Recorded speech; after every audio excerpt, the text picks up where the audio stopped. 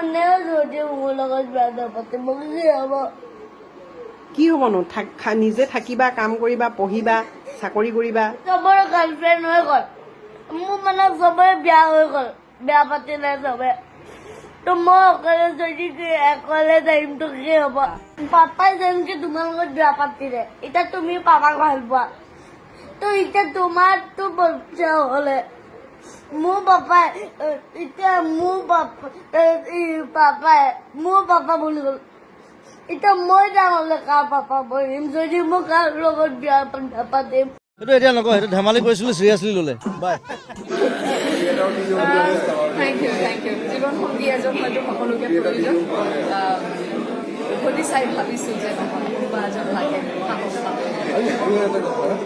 মই এইখিনি যিহেতু জানিব বিচাৰিছোঁ বহুত কথাটো খুব ধুনীয়া গীত এতিয়া আহিছে গীত যিহেতু আমি ৰেডিঅ'ৰ মানুহ গানৰ মানুহ গীতটিৰ যিটো ভিডিঅ' উদয় শংকৰে কোৰিঅ'গ্ৰাফ কৰিছে তাতে তোমাৰ বাস্তৱ জীৱনৰ লগত বহুখিনি মিল দেখা পাইছোঁ আৰু মোৰ বহুত কেইগৰাকী শ্ৰোতাই সুধিছে বৰষাক পালে সুধিবাচোন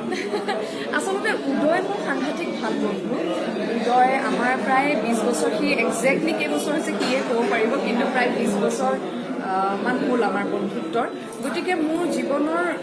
উঠন মানে গোটেই আপছ এণ্ড ডাউনছ গোটেইখিনি সি জানে চব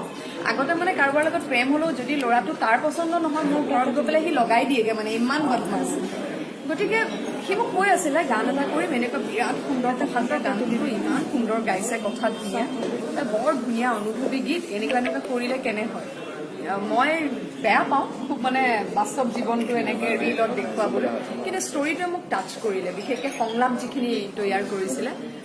মই কৰিম মোক ফুটও নালাগে অকণমান সঁচা মৰম লাগে আৰু এই সঁচা মৰমৰ তুমি গৰাকী হোৱা আমাৰ তৰফৰ পৰা থাকে সেইটো